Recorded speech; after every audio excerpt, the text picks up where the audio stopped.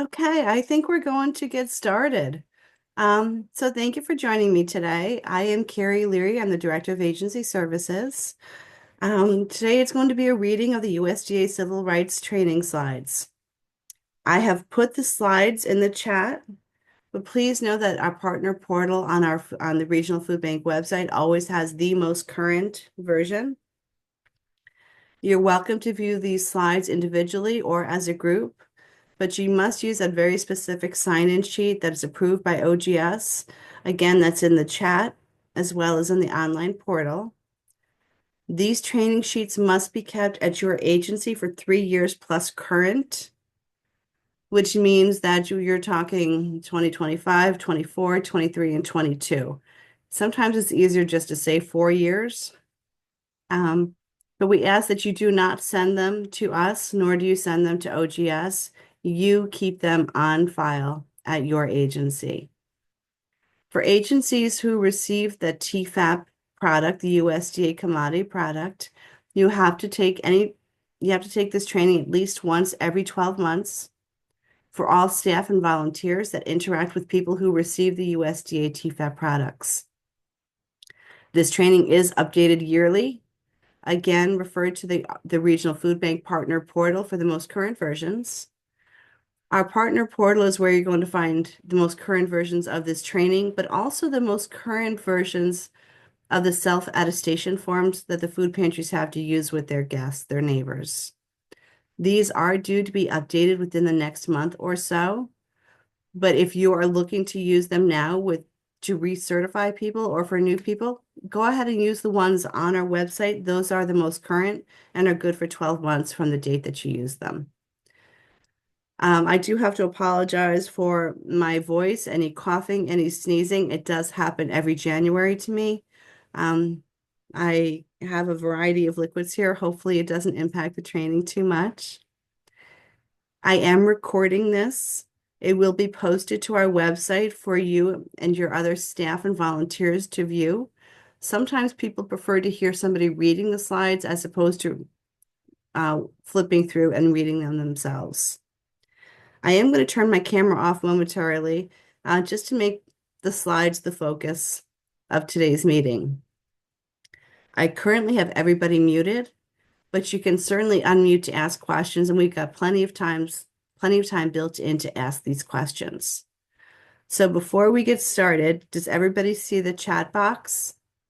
Is there anybody who cannot see the chat box and cannot see the training slides and the documentation sheet in the chat box?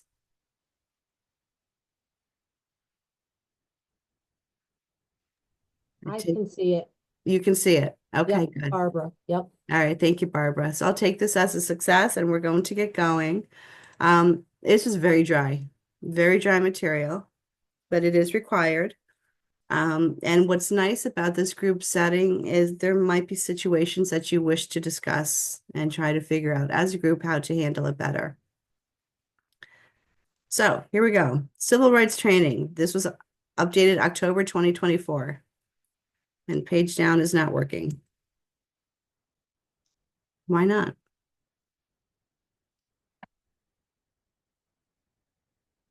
Fantastic. Okay.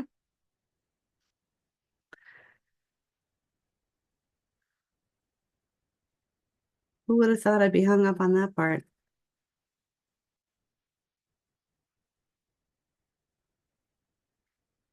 I'm going to stop sharing and then try to reshare and see if that helps anything.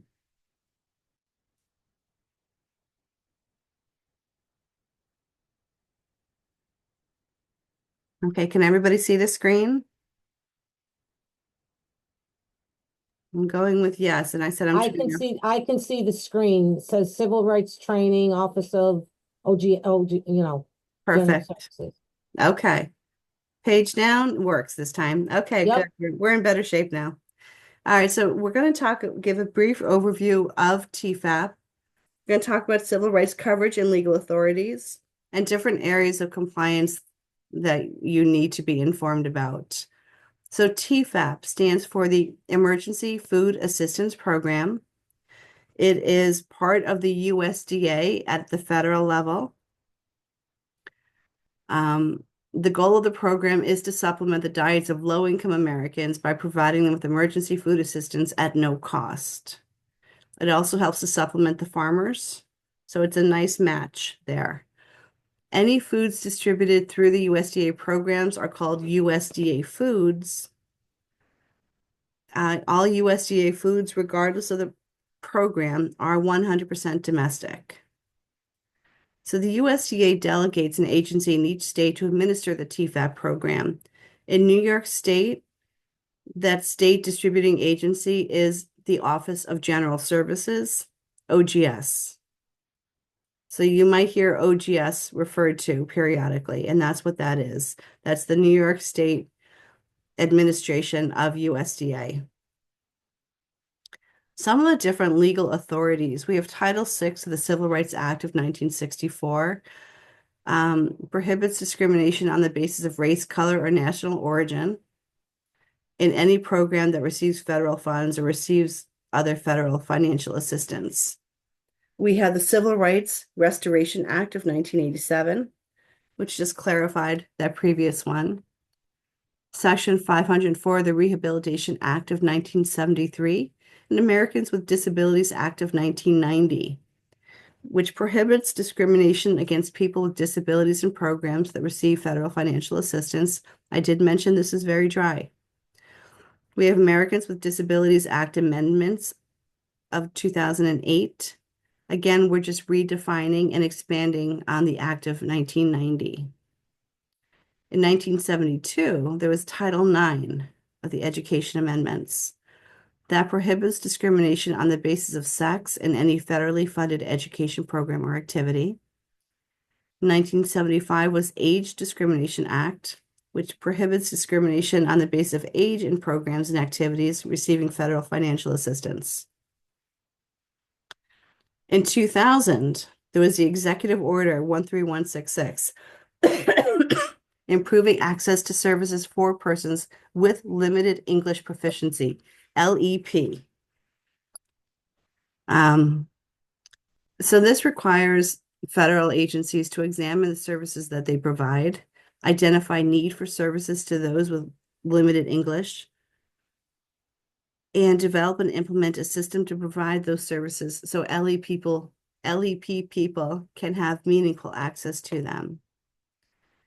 We have from 2014 the USDA LEP policy guidance. Again, more about the people with limited English proficiency. We have the Food and Nutrition Services Instruction 113-1 and Appendix C for TEFAP, providing more information on civil rights compliance and enforcement. And we're still going, right? 7 CFR parts 15, 15A, 15B, non-discrimination. So I'm going to try to summarize all of this. We've given USDA agencies have been given the authority to develop civil rights requirements and prohibits discrimination in federal assisted programs or activities.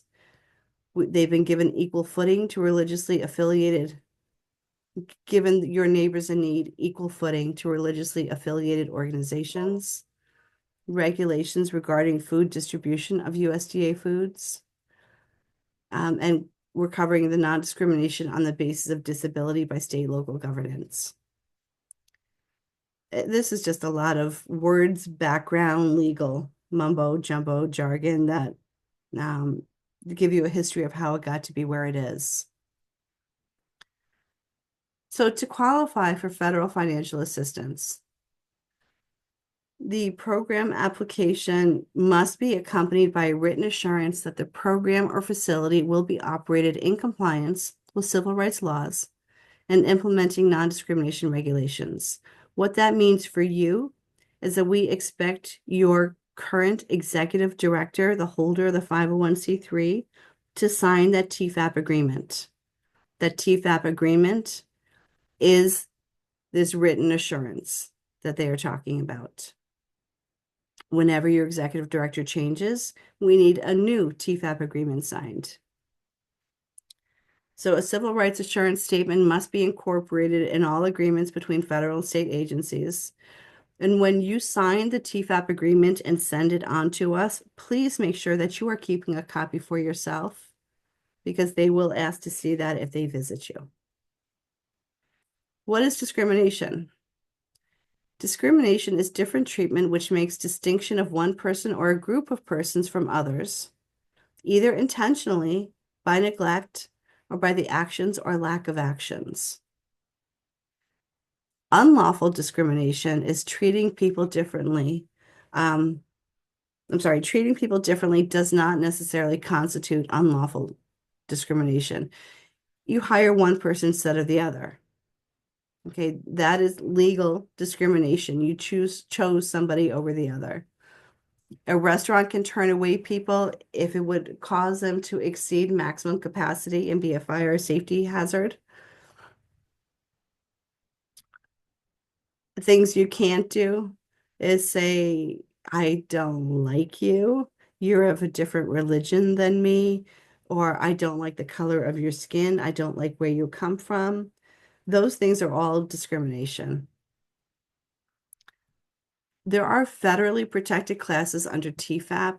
Keep in mind, federally protected classes do differ from New York State protected classes, but you guys have the heart of helping people. So I'm assuming that you're not going to discriminate against anybody for any reason.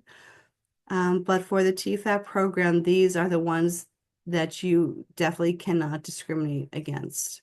Race, color, national origin, whether they have documents to be here or not, age, sex, including gender identity and sexual orientation, and disability. A large part of this is customer service. How do you interact with the people? Okay. So you want to treat everybody with dignity and respect. You want to answer questions in a voice that is non-threatening. So you're going to keep your tone nice and quiet and soft and not be aggressive. You're going to clearly explain to everyone the rules as well as their rights and responsibilities. Find and use tools and techniques to improve customer service. Recognize that participants have varied needs and sometimes they have few resources. Notice when a person feels that they've been treated in a rude manner. Develop good listening skills. Learn to put yourself in their place when necessary. Dealing with dissatisfied, unhappy people is a challenge, but that is a skill that you can develop and build upon.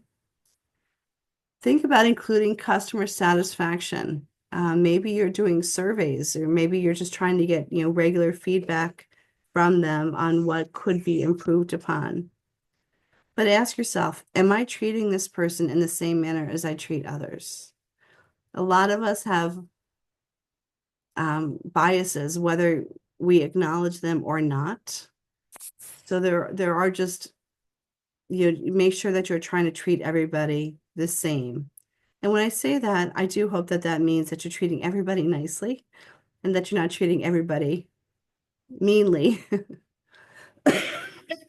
Sorry. Okay, conflict resolution, some key points.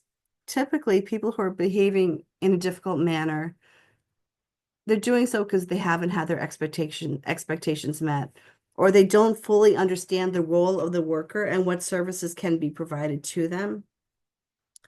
They're often focused on getting immediate assistance with solving a problem without feeling that the person is actually trying to help them. In general, people don't enjoy being difficult or argumentative with somebody who is caring. They may not be aware of how their negative behavior is affecting others. So some communication components that might be helpful to diffuse a difficult situation. Choose your words carefully. Actually, try to choose non-threatening words. Even words like aim and target can be, for people who have experienced trauma, they can be triggering words. Instead, goals or, things to reach for. Think about your tone of voice, your body language. I know it's hard to do as things are moving at the speed of light, But these are just some things to think about, to work on, to practice. And a combination of these components when having face-to-face interactions with our customers can really help to diffuse a difficult situation. Each of these says something to our customer. You know that when you see somebody with their arms crossed and a scowl on their face, they may not be all that willing to help you. And this just may be perceived by your neighbor in need as a negative, and then start them off on the wrong foot. Some tips to think about during difficult situations: remain calm. Let them know, state that you want to help and ask how you can be of assistance. Don't make assumptions on what they need. Ask what they're looking for. And using that information provided, determine what the issue is. Take the time to try to understand the person's point of view. Listen for the details about the concern, situation, or the request. Repeat it back to them. Repeat the concern or request to make sure you fully understand the person's expectations. When appropriate, and only if appropriate, apologize for the situation. Don't take responsibility for things that are out of your control. Try to offer solutions when possible. And take on the responsibility of finding a solution or putting a solution into action. Don't take it personally, and follow up. Personally, make sure that the customer has been satisfied and provide feedback. If you've tried to assist the person and by providing the best customer service you can, they're still argumentative or outright abusive, don't allow yourself to be abused and don't argue back. You can remain self-confident and still helpful, but if you feel that it's truly a physical threat, get away from that person and call the police. So I really didn't talk about how to address questions. We can address questions as we go. So if you have questions, maybe just let me know. Take yourself off of mute. Anybody have any Um, questions? Go ahead. Hi, Carrie. Hi, This is Roz. Roz Harris, and I do have a couple of questions if you don't mind. Mhm. The first one is on the TEFAP form. I use the TEFAP form on Oasis, so I don't get signed forms anymore. Is that an issue? So for those of you who are on Oasis Insights, which is the Albany, Schenectady, Rensselaer, and Saratoga counties, or Service Insights, the self-attestation form is built into those online intake platforms, so that's absolutely fine. It's automatically will trigger and notify you when to recertify, when to redo that form. So that's fantastic. Okay. And my second question is, I'm getting ready to do our civil rights training for our volunteers, and I know there's a form that they are supposed to sign. If Mhm. I record the training sessions, and I usually have more than one, is it okay if I print out the attendee list in lieu of having them sign, or do they still need to sign? Unfortunately, they still need to sign. They're very specific. It has to be this very specific documentation sign-in sheet that I put into the chat. Okay, okay, very good. Thank you. You're welcome, Roz. Anybody else?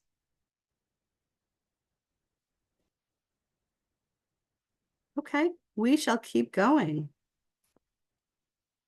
It doesn't like when I switch from meeting to my screen, and that's what the issue is. Okay, I have to stop sharing again. Oh boy. I'll find a better way to make this happen.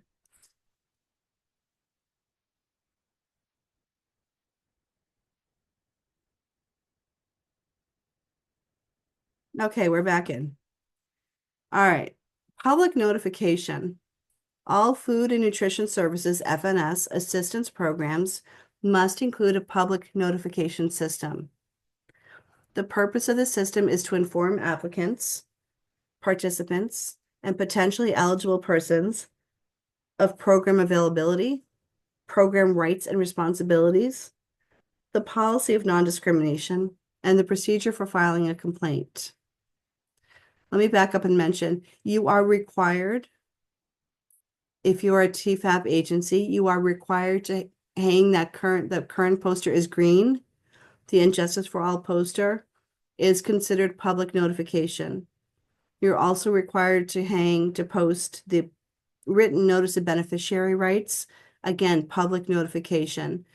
And when I say you're required to hang them, post them, it must be where people utilizing the program can see them. So if you're a food pantry and you're serving outside, you have to make sure that you are bringing these postings outside with you.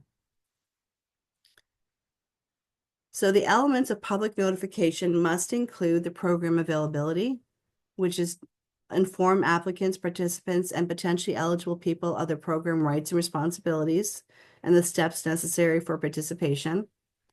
Complaint information.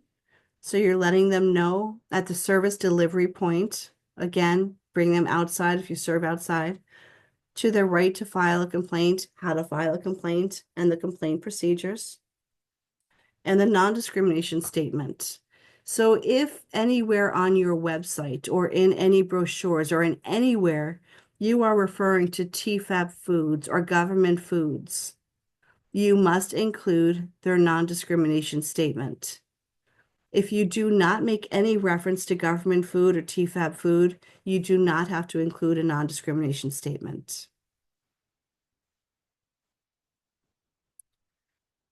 So state agencies and their subrecipients, you guys, must make program information available to the public upon request. Prominently display that and Justice for All poster. It is green. It's, I don't know, maybe 5 years old. They don't even print them anymore. So we're waiting for the new poster to be released. In the meantime, if your poster hasn't survived a move or is too torn, let us know and we will get you a poster somehow. You must also inform potentially eligible people, applicants, participants, and grassroots organizations of programs or changes in programs. Convey the message of equal opportunity in all photos and other graphics that are used to provide program or program-related information. Provide appropriate information in alternative formats for persons with disabilities and in the appropriate languages for LEP persons. Again, limited English proficiency. Here's an example of a non-discrimination statement. Again, if you are not referencing TEFAP or government foods, you do not have to include this. If you do, you have to include this statement. Here it is in Spanish. They do have some short versions that can be used in special circumstances only.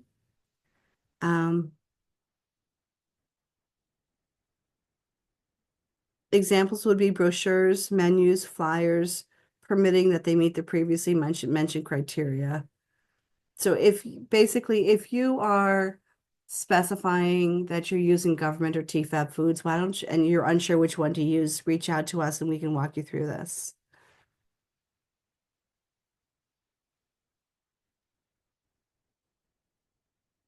Let's look and see if there's anything in the chat. We'll see if I lost my page down function. This is the copy of the current and Justice for All poster.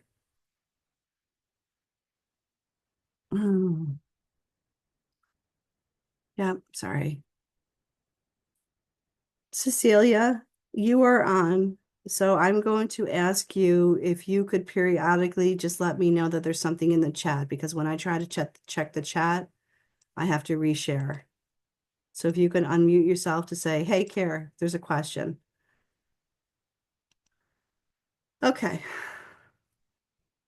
So race and ethnicity data collection. TEFAP is exempt from data collection per FNS instruction.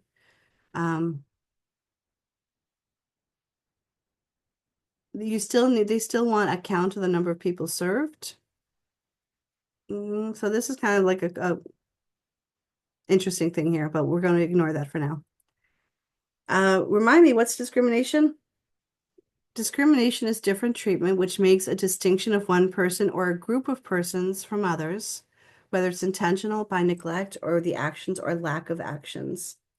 As a reminder, the federally protected classes under TEFAP are race, color, national origin, age, sex, which includes gender identity and sexual orientation, and disability. A complaint of discrimination is when a neighbor claims that the recipient agency, which is you guys, or staff at the recipient agency has treated them differently by distinguishing them from others.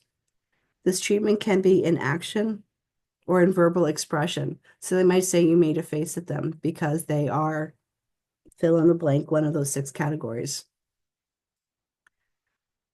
If there are complaints of discrimination, they have to be accepted and forwarded to the USDA, filed within 180 days from the alleged discrimination.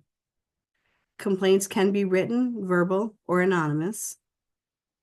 State agencies, which is the food bank, or subrecipient agencies, which is you guys, may develop their own complaint forms, but the use of such forms cannot be a prerequisite for acceptance of a complaint. A separate civil rights complaint log shall be maintained by us and by you. Confidentiality is extremely important and must be maintained. So you as an agency are expected to keep a complaint log, a notebook, a something. So if somebody is issuing complaints, you're going to have one place to keep complaints that are not discrimination, another place to keep complaints that are considered discrimination. Those discrimination complaints are to be locked up, kept private, with only 1 or 2 people having access to it. They are not meant for any of your volunteers or staff to read through. Other volunteers and staff should report to the designated collector of complaints.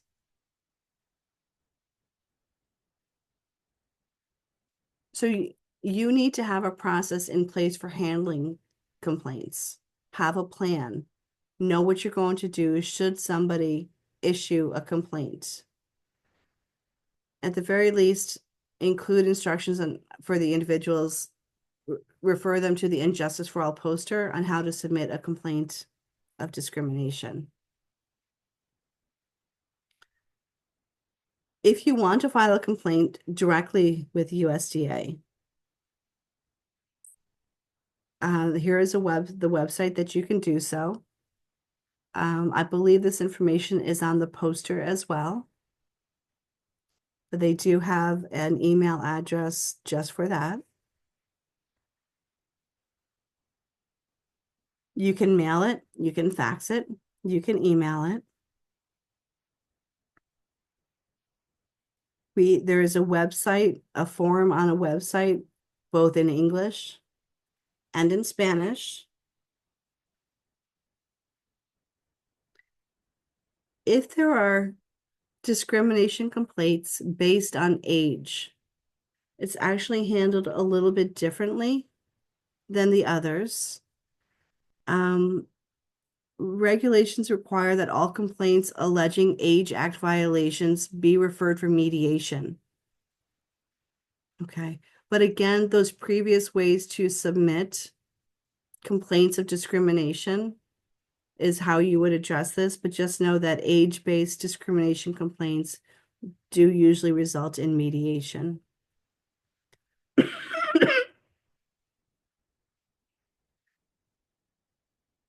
Open a cough drop. So state agencies, again, that's the food bank, regional food bank, are responsible for training sub-recipient agencies, that's you guys, on an annual basis. As a food bank, we are required to keep a training log documenting yearly trainings of food bank staff and volunteers. So we also have to do this training and keep track of it. Sub-recipient agencies, you guys, are responsible for training your local sites, including the frontline staff. So if you have people who never leave the back room, the stock room, they do not have to take the training. If you have people whose only responsibility is to pick up your order, they do not have to take this training. But anybody who interacts with your neighbors receiving this TEFAP product, the frontline staff must take this training on an annual basis. And for the purpose of clarity, I say annual is every 12 months. Okay. And you've got to keep, again, that training log for 3 years plus current. It's expected that any new staff or volunteers take the training before they participate in program activities and before that they are dealing with the public. And of course, like I said, training appropriate to their roles. If they're just doing delivery pickups or just doing backroom paperwork, they do not need to take this training. So all staff should receive training on all aspects of civil rights compliance, including collection and use of data, effective public notification systems, complaint procedures, compliance review techniques, resolution of noncompliance, requirements for reasonable modifications of persons with disabilities, requirements for language access, conflict resolution, and customer service.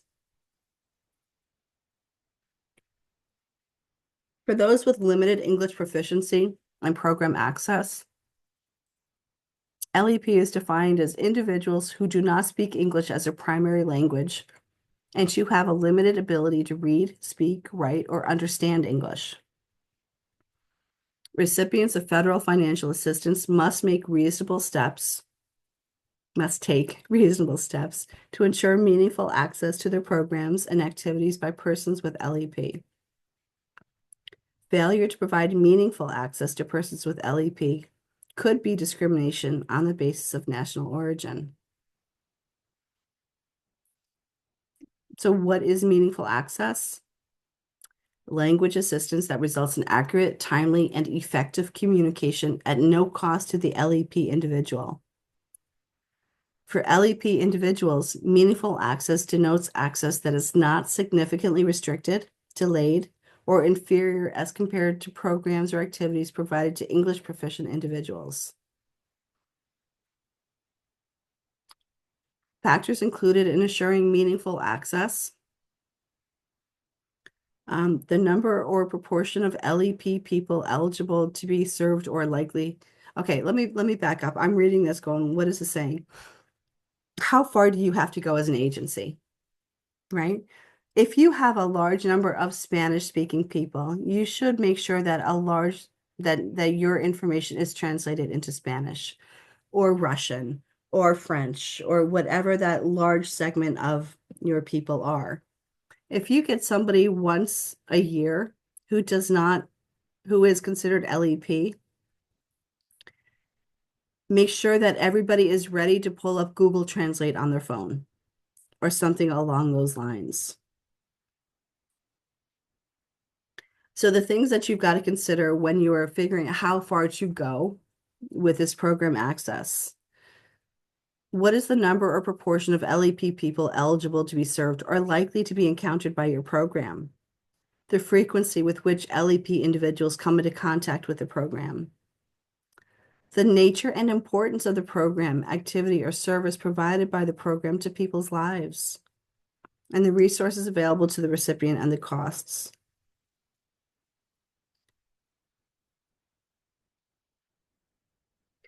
Conduct assessments to determine language profile for their state, considering regional differences and updating as appropriate. You want to make sure that you are translating the vital documents and online information into a language so that it is easier for them to understand. Post multilingual notices of free interpretation services. Utilize qualified and competent interpreters and translators. Honestly, Google Translate is not the best, but in a pinch, it works if you do not have people on a regular basis who come in and speak that specific language. You want to train your frontline staff regarding how to provide LEP population with meaningful access. Know that you cannot ask the applicants and participants to bring their own interpreters, nor should you expect children to be used as interpreters. So you have to, it's kind of incumbent upon you to find a way to communicate with them. Some examples of appropriate language services are bilingual staff or volunteers, qualified and competent telephonic interpreters like Language Line, qualified and competent interpreters, qualified and competent translators, community organizations with qualified and competent volunteer interpreters. So LEP and bilingual requirements, Title VI and its implementing regulations, Executive Order 13166, and federal agency guidance require federal agencies and recipients, state agencies, local agencies, or other subrecipients to take reasonable steps to ensure meaningful access to their programs and activities by LEP persons.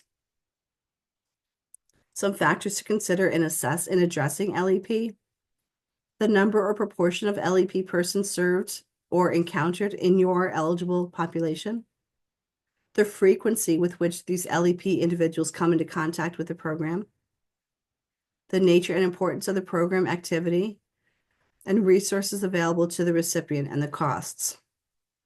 Cecilia, any questions coming in while I take a sip of water? No, I don't see anything in the chat. Thank you, ma'am. Mm-hmm.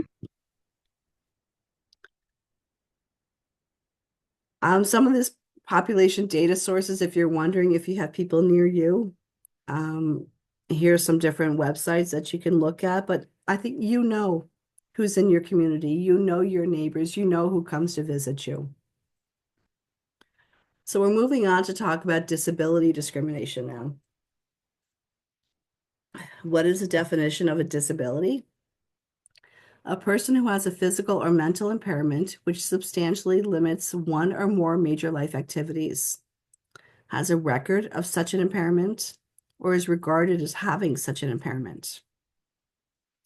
Major life activity means functions such as caring for oneself, performing manual tasks, walking, seeing, hearing, speaking, breathing, learning, and working. Functions of the immune system, normal cell growth, digestive, bowel, bladder, neurological, brain, respiratory, circulatory, cardiovascular, endocrine, and reproductive functions are all considered disability. So as programs and offices modernize, it's really important that websites and online application systems are readily accessible to and usable by persons with visual impairments and other disabilities. In addition, programs must ensure physical accessibility for buildings and facilities, particularly to people in wheelchairs and other power-driven mobility devices. Are we requiring that you take your food pantry or soup kitchen out of the basement of the church? No. No. It would be great if you were wheelchair or if you were accessible to all. However, are you making accommodations to serve people just like the other people would be served? So that's what's important, is that you are serving them as normally as possible and making those accommodations. Here's a fun one. You must provide access for service animals. This is always a hot button topic here. Can you see the screen that I have about service animals right now? Yes. Okay, thank you. I'm going to actually drop something into the chat that I should have done already. This is from 2023. Oh, I see now the chat went away. Hold on. Let me make this big. Open up my chat. Bear with me, it's coming. Can I ask a question while you're doing? Yes, please. Okay, so in where I'm doing my food pantry, I have been trying to get food for the animals, whether it's service animals or emotional support animals. Mhm. Our people, and I can't get it. I keep being told there's not enough to go around. I can't get any, and I understand if one site has to get it this month, you know what I mean? Are But you I don't talking know about how from to the food go. bank? I'm sorry. Are you talking about getting it from the food bank? Yes, Okay, so we used to carry pet food. We did stop carrying pet food during the pandemic. One, we needed more room to store food for people yes. at that point. We also ran into issues where pet food is prime material for pests. And when we were storing dog food in the freezer instead of people food, we're like, this is really, we are a food bank, so we really no longer carry pet foods. This in no way to diminish the importance of pets to people, but we decided to focus on feeding people. Okay, because there are some food pantries in our area that still give out food. Um, Mm-hmm. okay, I will, I don't store any food. I make sure that everything we have is given out. So, all right, there's nothing I can do about that. I have tried and Yeah, written to yeah, if several you can source organizations. at other places, absolutely. Yes, It's just not okay, something we're carrying at the food bank anymore. okay, thank you. You're very welcome. Any other questions before we keep going?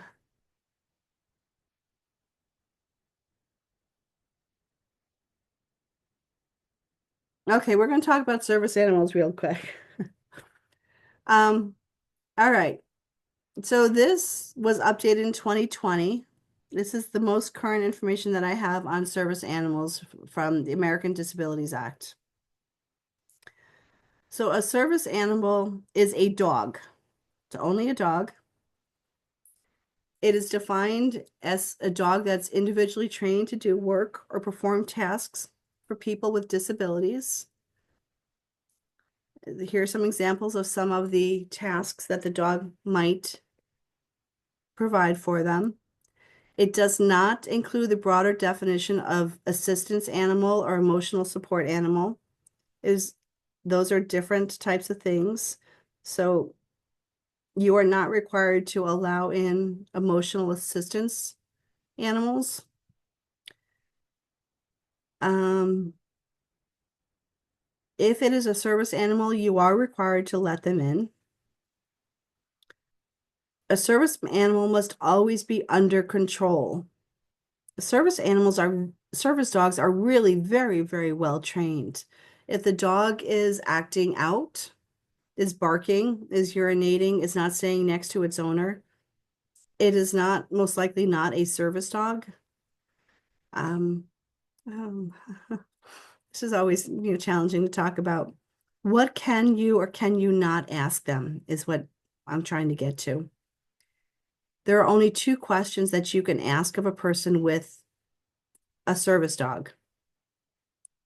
Is the dog a service animal required because of a disability? Notice you cannot ask what the disability is. You can't require documentation. You can't require proof. You can't require that the dog be wearing a special identification.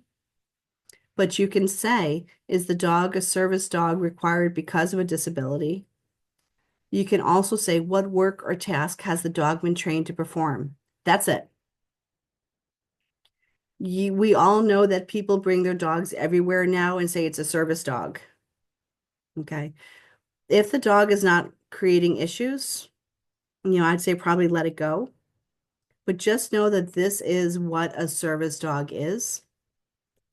Um, and you have the right, if the dog is not under control, you have the right to tell them they cannot bring their dog in. Okay. Questions on that before we continue? Really? Okay. Let's see how I do changing pages again. Okay. So disability and program access, Title II requires public entities to administer services, programs, and activities in the most integrated setting, appropriate to the needs of qualified individuals with disabilities. Make it as normalized as possible.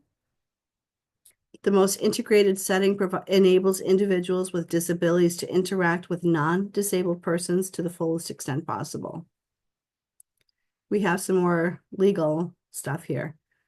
We're prohibiting discrimination based on disability in programs or activities receiving federal financial assistance. Prohibiting discrimination on the basis of disability in all, does that say all services, programs, and activities provided to the public by state and local governments. These civil rights laws protect persons with disabilities if they are potential applicants or participants in any FNS-funded programs.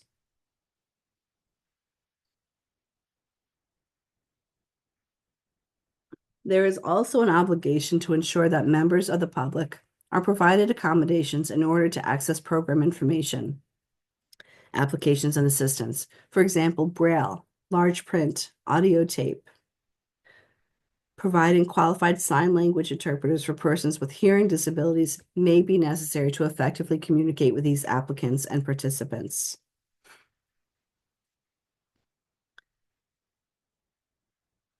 Examine the activities of the state agencies, that's the Regional Food Bank, subrecipients, you, and local sites to determine civil rights compliance. FNS civil rights and program staff review state agencies. Okay. Compliance reviews, basically. We come, as the food bank, we come and visit you at least once every 2 years, and we are checking to ensure that you have updated civil rights trainings. If you're a food pantry, you are using the most current TEFAP self-attestation, and that you are saving all of this for 3 years plus currents. We are checking to ensure that you are posting both the And Justice for All poster. We're checking to ensure that you are posting the written notice of beneficiary rights, which basically says regardless of your religion, you will be served just like everybody else. We're checking for food safety. We're checking for all those other things. OGS, the Office of General Services, also does audits of the subrecipients, you guys. So they randomly choose agencies across the state and come in to do their audit. They are going to ask to see your signed copy of the current TEFAP agreement. They're going to ask to see if you're a food pantry. They're going to ask to see your TEFAP self-attestations. They're going to ask to see everybody's civil rights training documentation sheets. They are going to ask that you have temperature logs. This is kind of a bit of a sticky issue. They won't put it in writing that you are required to have temperature logs for all of your cold storage. But they will write it up if you don't have one. So they will ask to see a number of these things when they come to do their review. They then issue their follow-up through me, and then I follow up with you afterwards.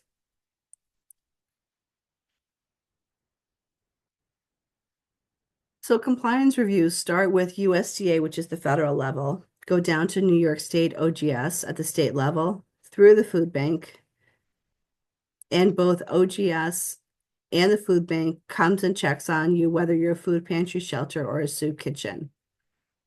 USDA might also come in and check as well. That doesn't happen as often, but USDA does review OGS at that level. There are 3 types of compliance reviews. We have the pre-award compliance reviews, routine post-award compliance reviews, and special compliance reviews.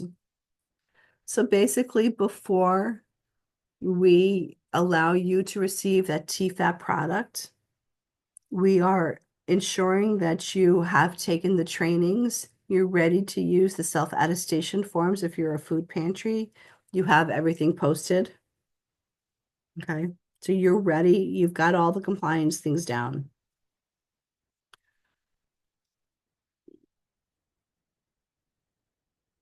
A special compliance review may be scheduled or unscheduled. It's usually to follow up on previous findings of noncompliance or of complaints. And they're looking for pattern of complaints or discrimination. Resolution of noncompliance. So a factual finding that any civil rights requirement as provided by law, regulation, policy, instruction, or guidelines is not being adhered to by a state agency, subrecipient agency, or by local site. Steps must be taken immediately to obtain voluntary compliance. And a finding's effective date is the date of notice to the review entity.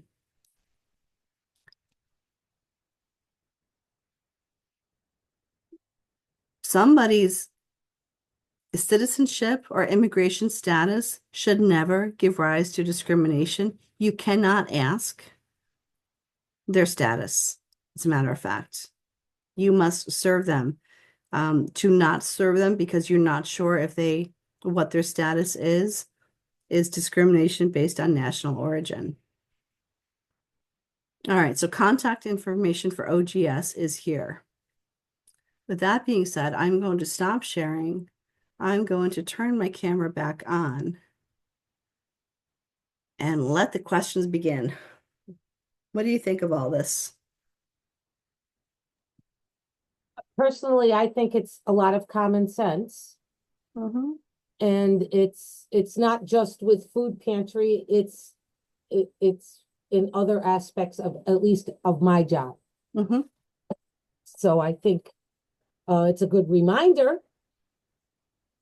But I think it's pretty much basic human kindness. Exactly. Thank you, Barbara. Anybody else have any comments, concerns, questions, topics you want to bounce off of each other?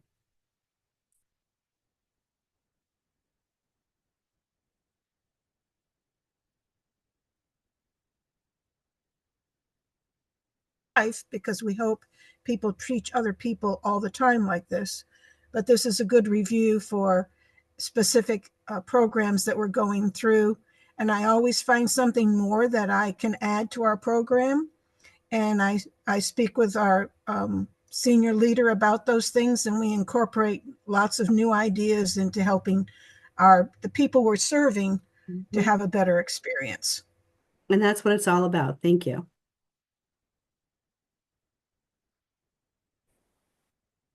Anybody else? Carrie, the only thing I would say is that, our volunteers give us a lot of helpful feedback, in terms of, like Cecilia said, improving, the experience our clients have at our pantries. Like we have a large Spanish population, so things that you think would just come naturally. Like one of my volunteers said to me, at that time we were allowing clients to come into the pantry to get their own stuff, but all of our signs were posted in English. And my volunteer said, why don't we have the signs in Spanish and English? And I said, I really didn't think about that, but that's a good idea. So our volunteers they're just not there to do what we ask them to do. They're there to help us make the process better, and we appreciate that. Correct.